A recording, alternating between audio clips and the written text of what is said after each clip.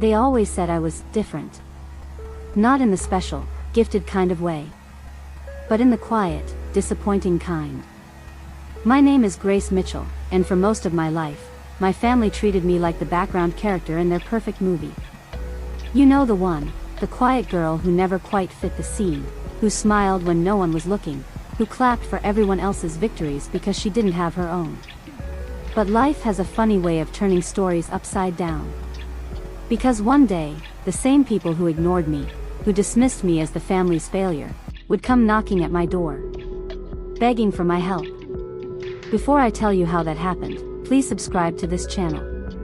Because if you've ever felt invisible, unappreciated, or underestimated by your own family, this story will remind you.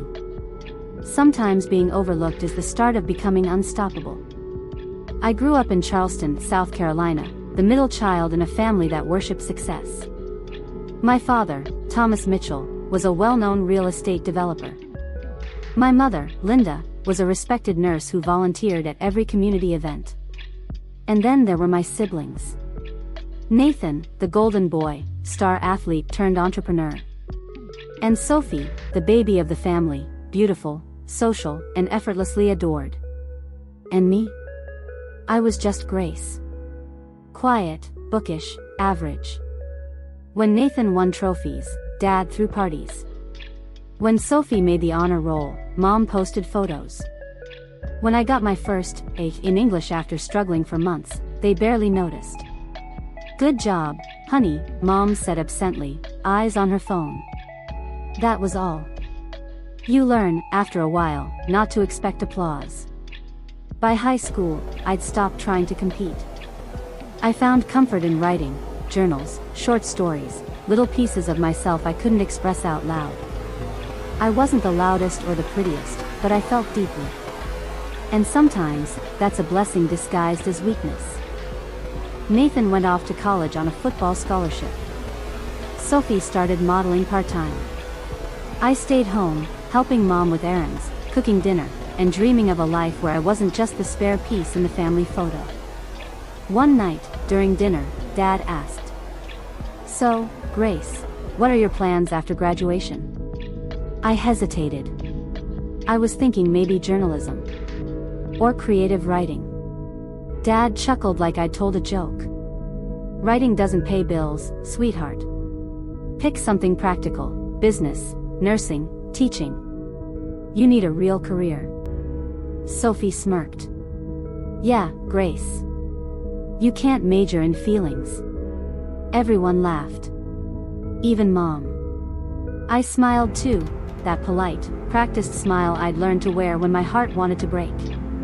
So I did what good daughters do. I picked something practical. I enrolled in a local community college, studying accounting. A subject I didn't love, for a future I didn't want. While my friends talked about passion and purpose, I talked about stability. It sounded mature, even though it felt like surrender.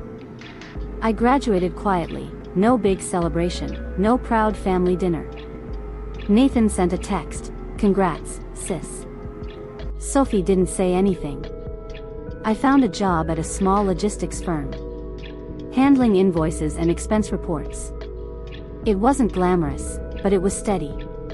And for a while, that was enough. Every Sunday, I went to my parents' house for dinner. The same table, the same conversations, the same hierarchy. Nathan always arrived in his Tesla, talking about deals and investments. Sophie came dressed like a magazine cover, showing off photos from her latest shoots. And I usually brought dessert. "So how's work, Grace?" Dad asked once. The way someone might ask about the weather. "It's fine," I said. "I got promoted to lead bookkeeper last week." "That's good," Mom replied, distracted. "Did you hear, Nathan just closed on a 6-bedroom house?" The conversation shifted instantly. No one asked me another question. I looked down at my hands. And for the 100th time, I wondered what it would take for them to see me. Years passed. Nathan expanded his real estate business. Sophie got engaged to a doctor. and I quietly rented a small apartment downtown. It wasn't much, a one-bedroom with creaky floors and peeling paint. But it was mine. I started writing again, late at night after work. Not for money, not for recognition. Just for myself. For the parts of me that my family never met.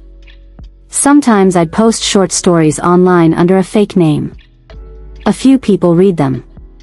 Some even sent messages like, "Your writing made me cry." It was small, but it meant more than anything I'd ever heard at home. Then, everything changed the year I turned 32. It started with a phone call from Dad. "Grace, we're having a big family dinner next weekend," he said. "Your brother's company just got featured in Southern Business Weekly. We're celebrating." I forced a cheerful tone. "That's great, Dad. I'll be there." That night, I baked a lemon pie, Nathan's favorite. Because that's what I did. I brought sweetness to things that didn't have any. The dinner went as expected. Nathan talked about expansion plans, Sophie about wedding venues. And Mom and Dad smiled proudly at both. No one asked about my life. My work. Or the novel draft sitting on my laptop at home. But as the night went on, I noticed something strange. Dad kept rubbing his temple. Mom looked pale. Nathan was quieter than usual. When I asked if everything was okay, they all exchanged a quick glance. Finally, Dad cleared his throat. "Grace," he began, "we didn't want to bring this up tonight, but we might need your help." My fork froze midair. "My help?" Mom sighed. "It's complicated." Nathan leaned forward. "The company's in trouble." My heartbeat quickened. "What do you mean?" He hesitated. "We made some bad investments last year. A few deals went south. And now, well, we're facing bankruptcy." Silence fell over the table. Even Sophie's confident expression faltered. Dad looked tired, older than I'd ever seen him. "Grace," he said softly. "You work with numbers. You're good with finances. We need someone to help us fix this before the press finds out." I stared at him, stunned. For the first time in my life. My father, the man who never once asked my opinion, was asking for my help. I could have said no. I could have reminded them of every time they'd ignored me, dismissed me, belittled me. But something in me, that quiet, stubborn part that still believed in family, couldn't turn away. "Okay," I said finally. "I'll help." Dad exhaled in relief. Mom reached for my hand. The first time she'd done that in years. "Thank you, sweetheart." And just like that, the disappointment they had ignored became their only hope. That night, lying in bed, I felt a strange mix of emotions: pride, fear, anger, and something else. A quiet strength. For once, I wasn't invisible. They needed me. But I also knew this wasn't just about saving their company. It was about saving myself. From a lifetime of being the background character in their story. This time, the story would belong to me. The family's fall. The following Monday, I drove to my brother Nathan's office for the first time in years. It was one of those sleek downtown spaces with floor-to-ceiling windows, framed awards, and the faint smell of money and espresso. I remembered coming here once as a teenager, watching him stride around in a tailored suit while Dad bragged about how, "This one's going places." Back then, I believed success looked exactly like this. Now, as I stepped into the conference room, I could feel that something had cracked beneath the shine. Boxes of unsorted files were stacked against the walls. Nathan's assistant avoided eye contact. My mother sat at the end of the long table, her posture rigid, her expression brittle. Dad looked up from a pile of documents and said simply, "We're glad you came." The tone was wrong. It wasn't pride. It was desperation. The mess beneath the marble. I pulled out my laptop and started sifting through the spreadsheets they'd sent me. The numbers didn't make sense, Too many loans, not enough liquid assets. Receipts missing. Payments marked pending that were months old. How long has this been happening? I asked. Nathan rubbed his jaw. Since late last year. We took out a few short-term loans to cover construction delays. Then interest rates changed, and investors pulled out. Dad added, the banks are calling in debts we can't repay. Mom's voice broke. If we lose this company, we lose everything. The house, our reputation, your father's name. I cut her off gently. Let's focus on what we can save. The room went quiet. It was the first time in my life they'd actually listened to my voice. The numbers don't lie. Over the next week, I worked like someone possessed. I took unpaid leave from my job, spent 12-hour days reviewing every transaction, cross-checking invoices, analyzing losses. Nathan's team watched me with a mix of curiosity and disbelief. She's good, one accountant whispered, not realizing I could hear. She's really good. Every evening I returned home exhausted but strangely alive. For once, my work mattered. But the deeper I dug, the uglier it got. Hidden among the legitimate expenses were questionable withdrawals, personal purchases disguised as business costs. Luxury cars. Weekend getaways. Jewelry. I confronted Nathan privately. He looked down, shame clouding his face. I'll fix it. I just needed to move some funds temporarily. You used company money for personal stuff, I said. You could go to jail for that.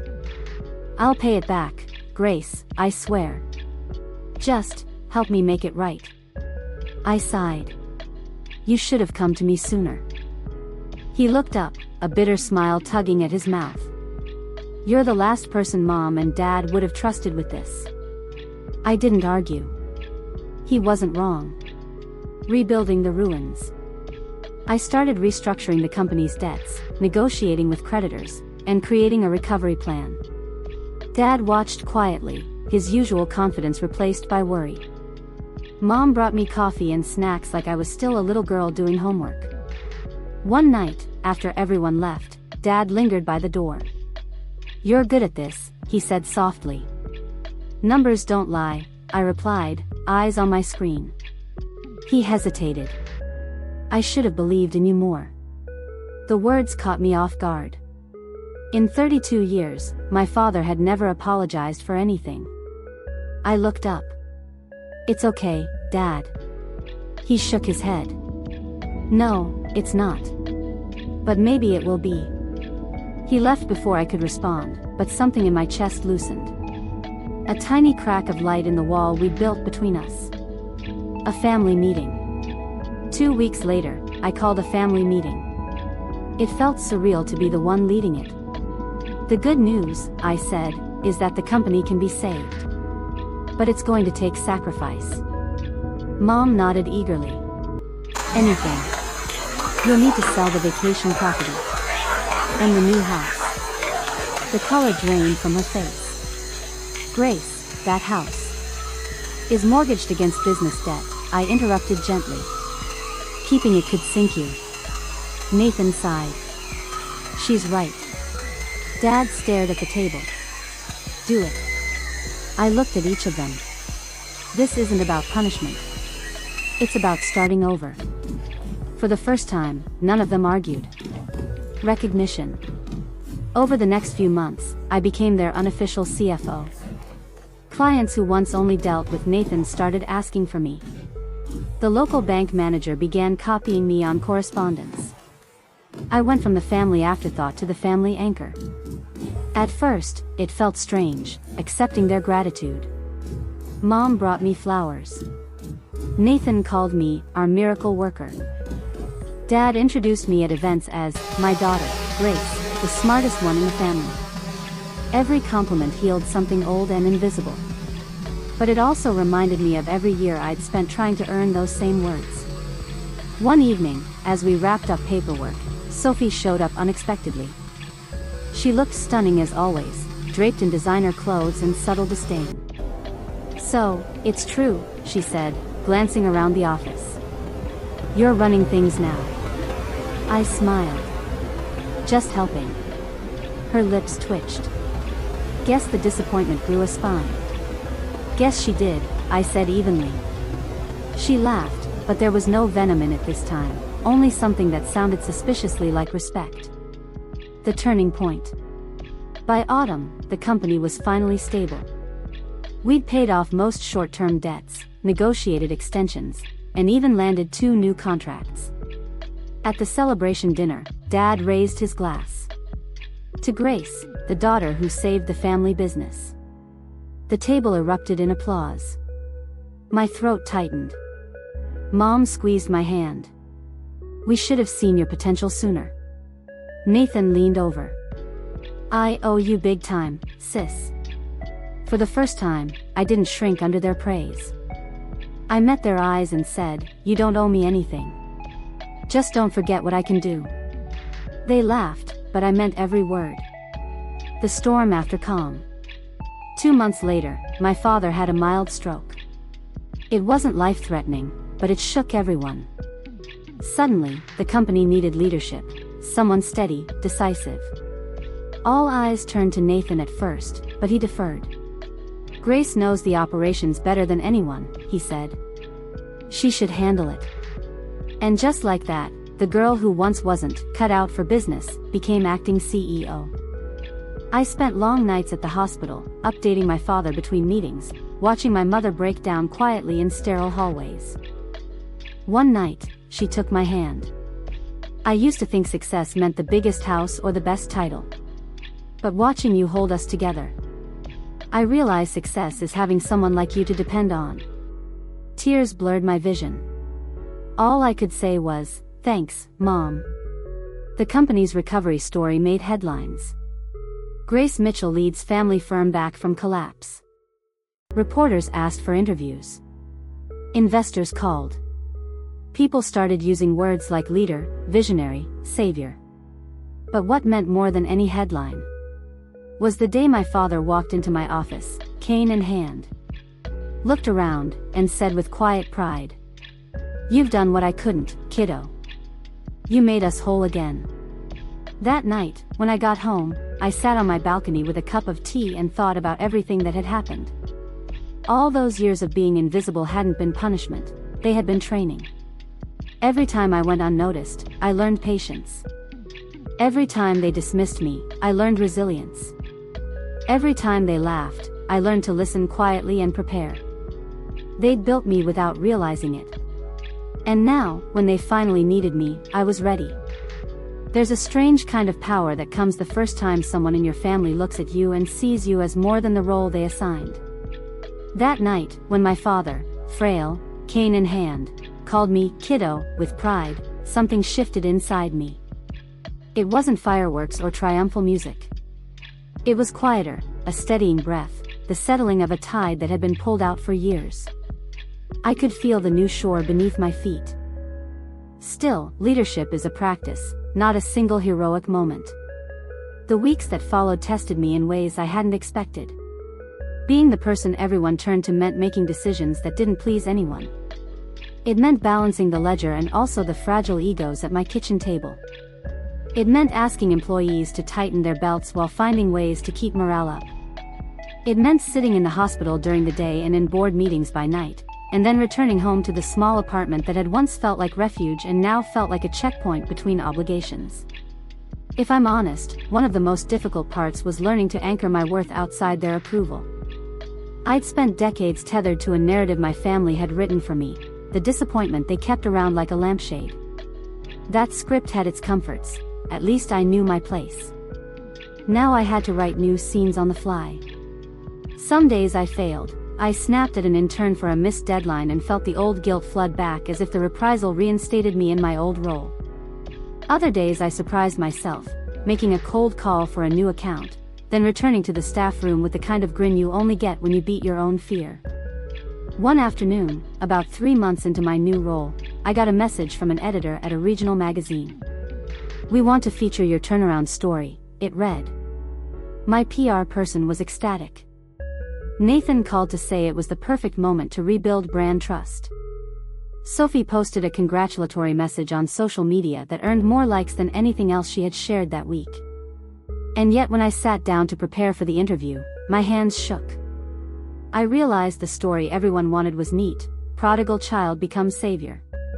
Real life, of course, had messy edges, like the fact that Nathan had taken company funds for his lifestyle, or that Dad had deferred hard conversations for decades.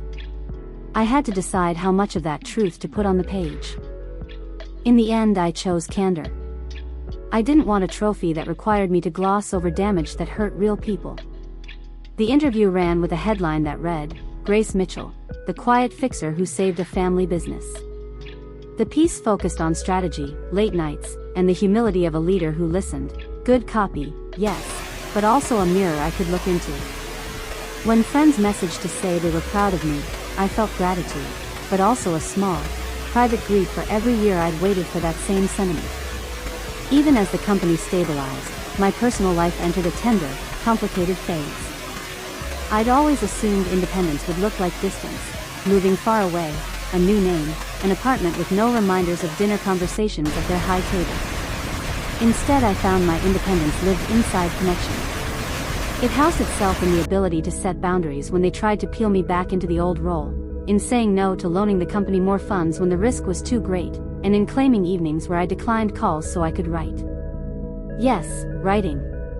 While I was saving ledgers and negotiating with creditors, I also carved out time to write. It began as 15 minutes before bed, a few sentences into the document I'd kept for years, a novel that had been a secret companion through bad jobs and better ones. The less my family defined me as the disappointment, the more the words flowed. They were small at first, scenes, not chapters, but they felt like reclamation. Around the company, my leadership style shifted too. I instituted an open financial dashboard for senior staff, held monthly town halls, and asked for input on difficult choices. When we had to let 2 people go to keep the firm solvent, I didn't do it alone. I hosted a listening session, explained the numbers, and offered robust severance and partner referrals. It didn't make the layoffs painless, but it made me feel like I was leading from care, not from the cold ledger. There were also tender, ordinary moments that glowed in my memory like stray coins found in pockets. Sophie came to me one evening, nervous and uncharacteristically small, and confessed that her fiancé's parents had concerns about their finances and wondered if they should postpone the wedding. She had practiced her words in the car on the way over. "Can you help us prepare a budget?" she asked. I could have brushed her off. Instead, I spread spreadsheets across my dining table and spent the night walking her through cash flow, small ways to save, and a sensible plan for debt. She cried at one point, surprised, grateful tears, and later hugged me so tight her designer jacket creased. "You're the best sister," she whispered. That moment felt like vindication, in a soft form. It wasn't about trophies or headlines, it was about being useful in the ways they'd once refused to let me be. When Nathan later thanked me publicly at a board meeting, Grace was the backbone of the recovery. I felt the warm glow of recognition, but I also felt something else, the quiet satisfaction of knowing I had helped without a ledger attached to my self-worth. Of course, not every moment was redemptive. The family that had publicly hailed me still bore traces of old patterns. There were evenings when a careless line from Mom, "Are you sure you can handle that?" would slice through my confidence. Once, in a rare lapse, I heard Dad remark to a business partner, loud enough for me to overhear, "She's a good fixer, but she'd never have been our first choice to run things." I sat in the corner of the meeting room and felt that old, familiar ache press into place. I left without speaking, and for days I replayed the line, weighing whether silence or confrontation was the fitter response. What I learned, painfully and then more gently, was that forgiveness doesn't erase memory. It simply loosens the grip those memories have over you. My reaction to my father's whisper was not to punish him with coldness, but to name what I felt. "Dad, that stung." He looked surprised, then ashamed, and by the time we walked back to the office, he had offered a clumsy apology. It didn't fix the years he'd ignored me, but it did something important. It acknowledged that my feelings mattered. Outside the family orbit, other parts of my life expanded. A business coach I started seeing recommended I formalize my personal brand and step into a public-facing role that wasn't just tied to the family story. Reluctant at first, I agreed to speak at a local industry panel. The talk was about crisis leadership, empathy in management, and the underrated power of listening. I was nervous, my hands trembled at the podium, but the audience's questions were thoughtful, and afterwards a woman approached me. "I lost my job last year and felt like I had nothing left," she said. "Hearing your story reminded me there's still a place for people like me." I wanted to stand in the aisle and clap. The business community wasn't just seeing the woman who saved a company, they were seeing someone who could help others save theirs too. Notably, my relationships outside my family also deepened. Friends who had watched me grow offered congratulations, but they also held me accountable. "Remember to take breaks," one said after a grueling stretch. "You saved them. Now save yourself." It was advice I needed, gentle and firm. The novel I was writing began to weave into my public persona. In interviews, when asked about my greatest lessons, I spoke about the complexity of family systems, the danger of one-word labels, and the surprising power of quiet competence. When a literary podcast invited me to read an excerpt, I found myself accepting. My voice, once practiced to be small around my parents, no longer hid. I read a chapter about a woman who learns that being overlooked can be an education in resilience. The host asked how much of it was true. I laughed and said, "More than I'll ever admit in public." He smiled, and so did the listeners. Messages poured in, people thanking me for describing a private ache with public clarity. Despite growth, moments of tension still surfaced in small, irritating ways. Mom would micromanage staff birthday lists, or Dad would offer me advice about cutting costs in obsolete, antiquated ways. I'd correct their spreadsheets gently and then let it sit with them. Sometimes they pushed back. "We did it this way for years," Nate would say. And I'd reply, "Yes. We did. And now we have an opportunity to do better."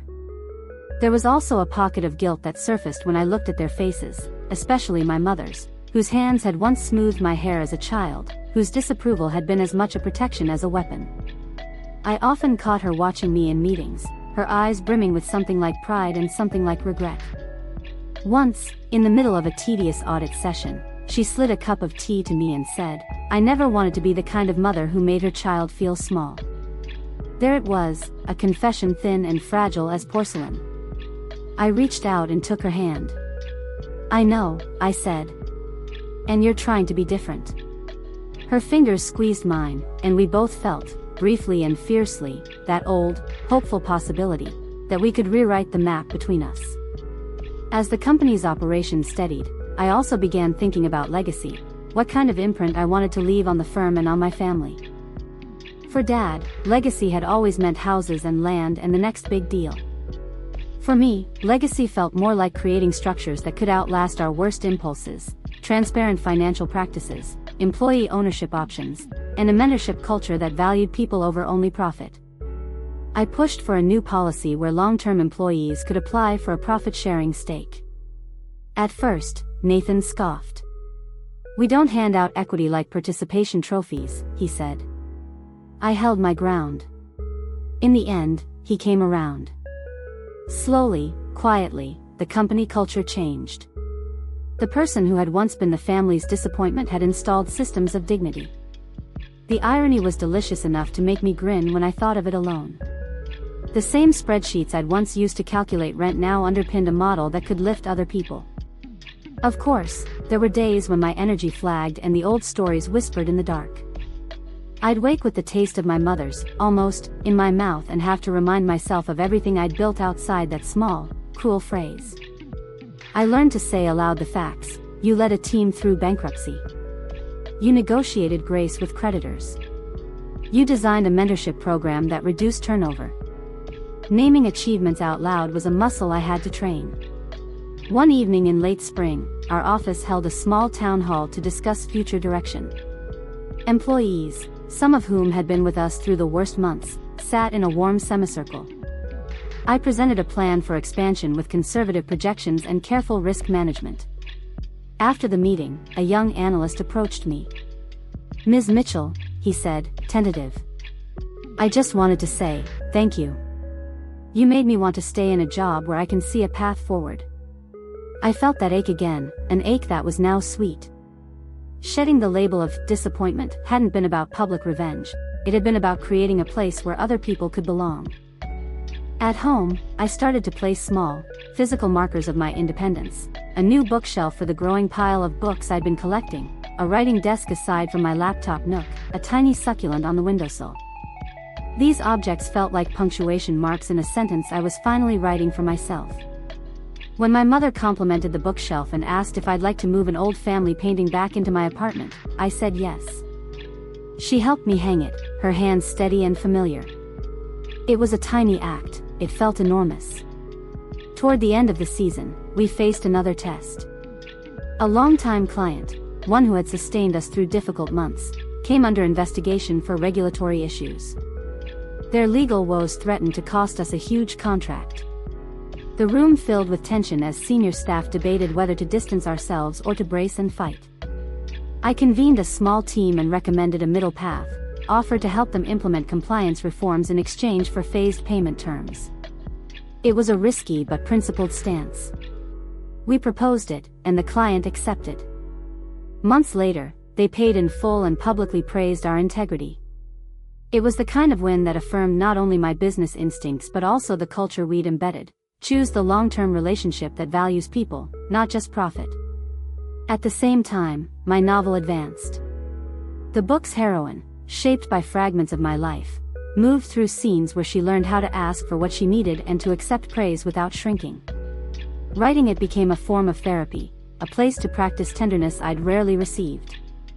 I started querying literary agents, and received a handful of encouraging replies.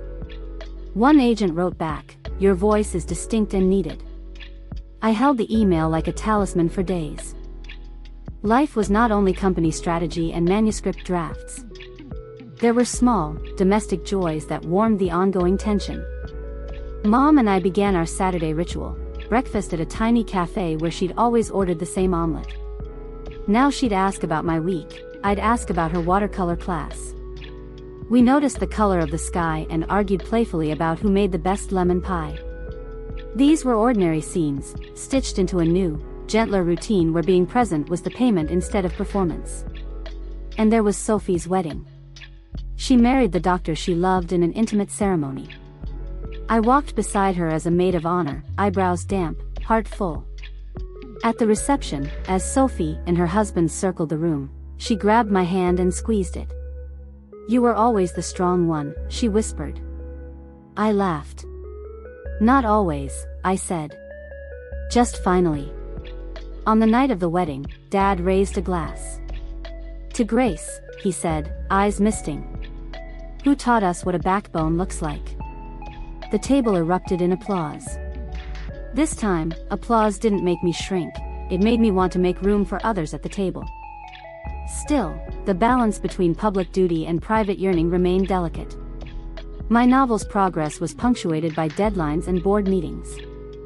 There were nights I chose spreadsheets over scenes.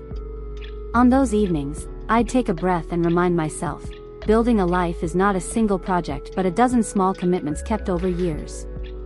The book would be finished because I kept returning to it. The company would thrive because I treated people decently. My family would change because I taught them what different could look like. And slowly, more slowly than I'd imagined, the family learned to say things they'd never been taught. Mom began to speak sincere praise without qualifying it. Nathan sent me a text sometime late, "You saved us." I don't say it enough, thank you. It was messy and overdue and perfect in the way overdue things are. One evening, as the sun sank low and lit the office like soft amber, Dad came to my desk. He didn't have the ease of years prior, stroke rehab still tightened his movements, but he had a clarity I rarely saw. "Grace," he said, "you did what I could not. Not because I was weak, but because I was blind." He reached and tapped my hand, and I almost laughed at the theatricality of the gesture. "We were wrong about you."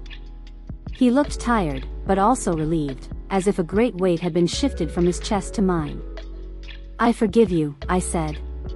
It wasn't theatrical, it was a simple statement that landed between us and settled. Dad smiled, the kind that showed both apology and pride. "Good," he said. Over the next weeks, life resumed its rhythms, but with a new layer of ease. I continued to write, to lead, to love. The book received its first formal offer months later, a small, independent publisher who believed in my voice. When I signed the contract, I called Mom. She answered with surprising calm and then asked, "Do you need me to come pick anything up for your celebration?" She wanted to be there in the ordinary ways, and I wanted her to be. There were still edges, old patterns that crept in like a draft. Sometimes old criticisms rose in late-night arguments and needed to be aired and put away. Sometimes the business decisions I made had consequences that upset people. But the difference now was that when tensions flared, we had tools, honesty, apologies, and a shared commitment to a future that had space for all of us. The most unexpected gift of that season wasn't the magazine features or the stabilization of the business. It was watching my family build a language for pride and gratitude. My brother wrote me a note, handwritten, awkward in his businessman's script, placed it on my desk before an important meeting. "Grace," it said, "you are not who we thought." Thank you. I kept that note in my desk drawer and pulled it out when I needed courage. One afternoon, my mother came to the office with a small watercolor of our old house. "It's how I remember it," she said, handing it to me like an offering. The colors were bright, the porch slightly crooked, the oak tree gloriously green. I framed it and placed it beside my keyboard. It was a small thing, but it reminded me that memory and reimagining could exist in the same room. And that, more than any business success, felt like a true turning point. I had once been the family's disappointment. Now, slowly, lovingly, we were learning to be a family that leaned on each other without the old instruments of shame. We were stumbling into a new pattern, one where love was steadying and praise was available without strings. When I looked at the company's walls, the framed photos of our team retreats, the bulletin board of thank you notes, I felt something like amazement. The person who'd once been the background character had become an author of systems and stories. I had not only saved a company, I had taught a family to be kinder by modeling it. And somewhere between the ledgers and the late-night pages of my novel, I learned the most important lesson of all, that being underestimated is not a verdict, it is a chance to cultivate the quiet skills no one expected would matter. Patience. Precision. Empathy. Those things, it turned out, were the most powerful currency of all. I used to think redemption was a moment, a single dramatic act that erased the past. But as months turned into another year, I realized redemption was quieter than that. It was 1,000 small moments of choosing differently, of not letting old wounds dictate new days. Life had become steady again. The company was thriving. My book was in production with a release date 6 months away. My family, though still imperfect, felt closer than they ever had. But peace, I've learned, isn't permanent. It's something you protect, nurture, and sometimes rebuild. The unexpected storm. It started with a phone call from one of our major investors. They had been approached by a competitor, a large national firm, offering a buyout deal for the company. The offer was generous, the kind of number that made board members' eyes light up. "We could sell, retire, and never work again," Nathan said during the meeting. Dad nodded slowly. "Maybe it's time." All eyes turned to me. "What do you think, Grace?" I took a deep breath. If we sell, it's not just the company we're giving up. It's the trust our employees placed in us. The community we rebuilt after almost losing everything. Are we sure we want to trade that for comfort? The room went silent. Dad broke it with a sigh. "You're right, but at my age, comfort starts sounding like salvation." Nathan leaned forward. "This could change everything, Grace. You'd never have to work again." I met his gaze. "I don't work because I have to, Nate. I work because it matters." The meeting ended without resolution, but the tension lingered. For weeks, it became the unspoken divide between us, the familiar fracture of values re-emerging like an old scar. Doubt creeps in. At night, I lay awake replaying the conversations. Was I being stubborn? Was I clinging to control out of pride? I'd fought so hard to save this company, to prove my worth, that maybe I'd blurred the line between purpose and possession. One evening, I called my editor, Melissa, a woman with a soothing, measured voice who had become a kind of mentor. She listened as I vented, then said gently, "Grace, sometimes what we build isn't meant to last forever in our hands. Sometimes the true legacy is knowing when to let go." Her words lingered for days. But when I walked into the office each morning and saw the employees who had stayed through bankruptcy, the ones whose faith in me never wavered, I knew I wasn't ready to let go yet. Not because of pride. Because of responsibility. The public test. The buyout offer leaked to the press before we'd made a decision. Headlines read, "Mitchell Holdings considering sale after record recovery." Calls flooded in from reporters. Investors wanted statements. Employees panicked. For the first time since taking leadership, I felt control slipping away. In an emergency staff meeting, faces stared at me with fear and uncertainty. I looked around that room, the people who had worked through late nights, pay cuts, and endless doubt, and I felt the weight of every expectation on my shoulders. "Everyone, please," I said, raising a hand. "I know what's being said, but I promise, nothing is final. This company was built by the people in this room. No one is selling your hard work behind closed doors." Someone in the back asked quietly, "Can we trust that?" It hit me like a blow. Not because it was rude, but because it was fair. I swallowed hard. "You can. Because I wouldn't be standing here if I didn't believe in what we've built together." The words weren't scripted, they were instinct. And as I spoke them, I realized I wasn't just trying to reassure them. I was reassuring myself. That moment became the first viral clip from our company's internal stream. A few employees had recorded my speech and shared it online. Overnight, messages poured in, not just from colleagues, but from strangers. People who said, "Thank you for reminding us that leadership still has a soul." It felt surreal. For the first time, the world was watching, and this time, not because of failure, but because of integrity. A mother's reflection. A week later, Mom invited me to dinner at her house, just the two of us. She'd cooked my favorite, lemon butter salmon, with roasted vegetables and a pie cooling on the counter. I smiled. "You're spoiling me." She sat across from me, folding a napkin between her fingers. "You remember when you were little and you used to help me cook?" she asked softly. I nodded. "You always said I was too slow." She smiled sadly. "I was impatient. I thought if I pushed you, you'd be stronger. I didn't realize I was teaching you to hide." Her eyes glistened. "I'm sorry, Grace." I felt my chest tighten. "Mom." "No, let me say this. I wanted perfect children, ones I could show off, ones who'd make me proud.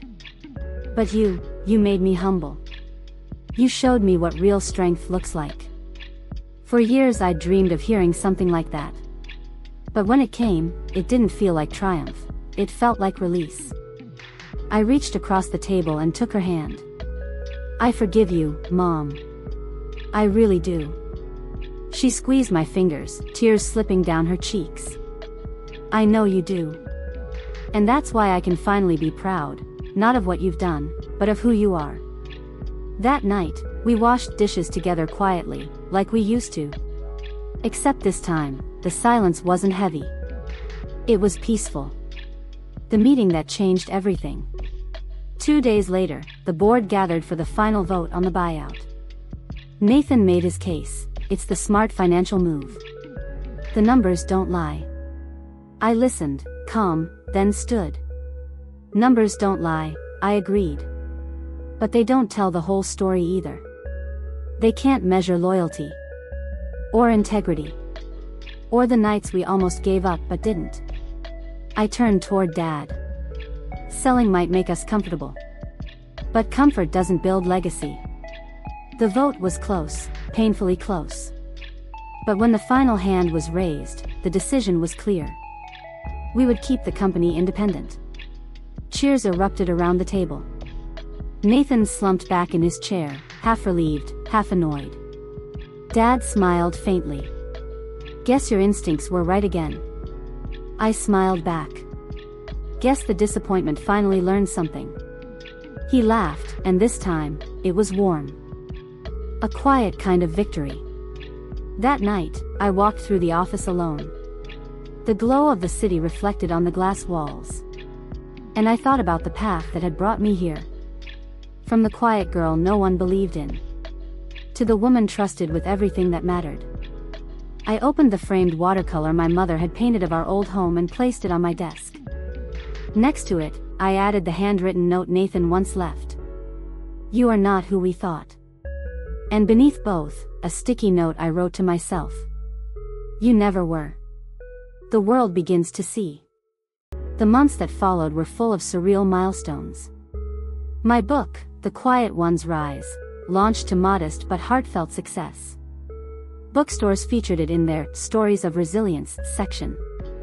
People wrote emails sharing their own journeys of being underestimated. A few even said the book gave them courage to walk away from toxic family ties or start over after rejection. During a podcast interview, the host asked, "What do you think it means to be the family disappointment turned success story?" I smiled. "It means I learned that being misunderstood doesn't make you wrong. Sometimes the people who doubt you are simply reading from the wrong chapter of your life." The episode went viral. Within days, my inbox filled with invitations, speaking engagements, collaborations, partnerships. For the first time in my life, I wasn't just Grace Mitchell, the quiet one. I was Grace Mitchell, the woman whose story gave others permission to believe in themselves again. Coming home. A few months later, Dad called and asked if I could stop by the old family home. He sounded different, softer. When I arrived, he was sitting on the porch, cane resting beside him, a glass of iced tea in hand. He looked at me and smiled. "Do you remember when you used to sit here, reading those stories out loud? I used to think they were silly." I laughed. "They kind of were." He nodded slowly. "Maybe. But you were practicing back then, for the life you were meant to live." He paused. "I used to think success was measured in square footage. You've shown me it's measured in peace." I didn't respond right away. I just sat beside him, watching the sun dip below the horizon, painting the sky in warm oranges and golds. For the first time, I realized I wasn't waiting for his approval anymore. I already had something deeper: self-respect, purpose, forgiveness. And when he finally said, "I'm proud of you, Grace," it didn't fill an empty space. It just echoed in one that was already whole. A final reflection. When I look back now, I don't see revenge. I see redemption. Because sometimes life doesn't give you closure in the way you expect. It doesn't always end with an apology or a confession of regret. Sometimes it ends with peace. With you finally understanding that you were never the problem to fix, but the strength waiting to be seen. My family once called me their disappointment. But the truth is, I was their quiet miracle all along. The quiet miracle. 10 years have a way of blurring pain into memory. If you ask me now, sitting on the balcony of my own home overlooking the slow glow of evening, whether I'd ever wish for a different past, I'd have to think before answering. For a long time, I would have said yes, give me kinder words, fairer parents, easier days. Now, I'm not so sure. The old pain became the clay that shaped me. Without it, I might never have built the calm, sturdy life that fills this quiet space. The company is no longer just a family business, it has become a community institution. We expanded gradually, opening offices in nearby towns, creating a mentorship network for young professionals who needed a second chance. Every year, we host an event called The Quiet Rise, where we feature people who have rebuilt their lives after failure. It's the celebration I never had in my 20s, multiplied 100-fold. Nathan runs one branch now. Sophie handles creative direction and community outreach. And my parents, retired, slower, softer, attend those events with pride that no longer carries a hint of showmanship. Dad's hair is white, Mom has finally learned to laugh at herself. They still bicker, but these days their arguments end with smiles instead of slammed doors. The most profound change, though, is what lies between us when no one is watching. The daughter they didn't expect. A few months ago, I was cleaning out the storage closet in my parents' old home when I found a box labeled Grace. It was tucked behind dusty Christmas decorations, half hidden under old magazines. Inside were fragments of my younger self, report cards, drawings, half-finished stories written in looping handwriting. On one page, age 12, I had written in pencil, "Someday I'll be important enough that they'll listen when I talk." I sat on the floor, the paper trembling in my hands, tears warming my cheeks. Mom walked in a few minutes later and froze when she saw what I was holding. "You found it," she whispered. "You kept these?" I asked, half incredulous, half moved. "I couldn't throw them away," she said. Every time I thought of it, something stopped me. Maybe it was guilt. Maybe it was hope. I smiled. Maybe both. She sat beside me on the floor, her hand resting lightly on my knee. "I read those stories sometimes, you know. You had so much heart. I should have told you that then." "It's okay," I said, folding the pages carefully. "You're telling me now." The book tour. When my second book launched, a collection of essays titled Unwritten Apologies, I took Mom with me to one of the readings in Chicago. She sat in the front row, her hands folded, her eyes bright. During the Q&A session, someone asked, "What would you say to the younger version of yourself, the one who was still trying to earn her family's love?" I paused for a long moment. Then I said, "I'd tell her that you can't make people see you until they're ready to open their eyes. But you can still shine in the dark. And eventually, the light you build becomes too bright to ignore." Mom cried. Afterwards, she hugged me so tightly that the audience clapped. "You did it," she whispered. "You turned our mistakes into art." That night, in the hotel, I opened my laptop to see an email from Dad. It read simply, "Listen to the recording. You make us proud every day." It was the kind of message I once would have begged for. Now it felt like a gentle echo of something already settled. The return home. We sold the old family house last year, after months of debate. It wasn't about the money anymore, it was about letting go of a space that had held both love and hurt in equal measure. Before the new owners moved in, we spent one last afternoon there together. The furniture was gone, the rooms empty but for light and echoes. Sophie stood by the window, tracing the outline of the garden where we'd once played. Nathan walked through the kitchen, laughing at the dent in the wall from the time he'd crashed his bike indoors.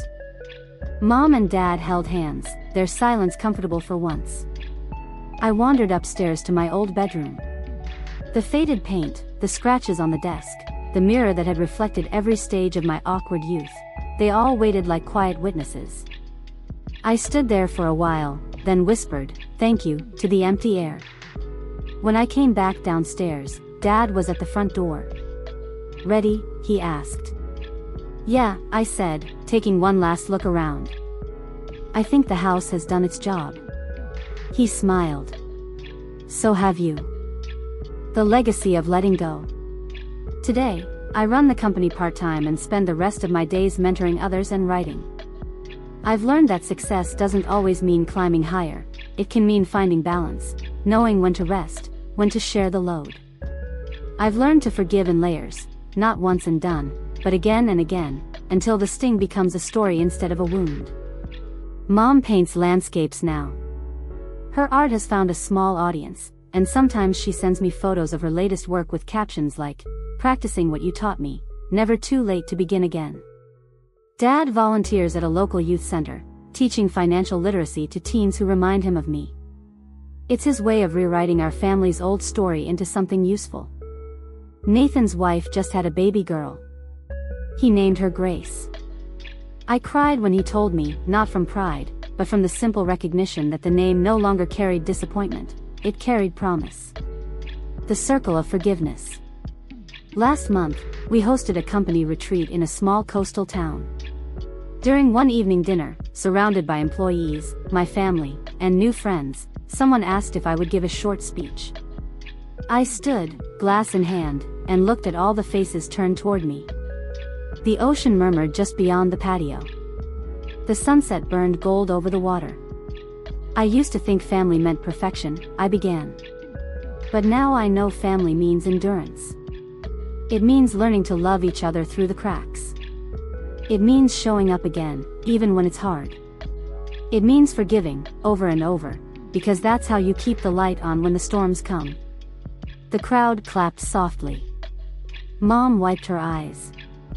Dad nodded, smiling. And it means, I continued, that sometimes, the one who was overlooked becomes the one who holds everyone together, not out of revenge, but out of grace. I raised my glass. To second chances, and to becoming the person you needed when you were younger. The sound of glasses clinking filled the night.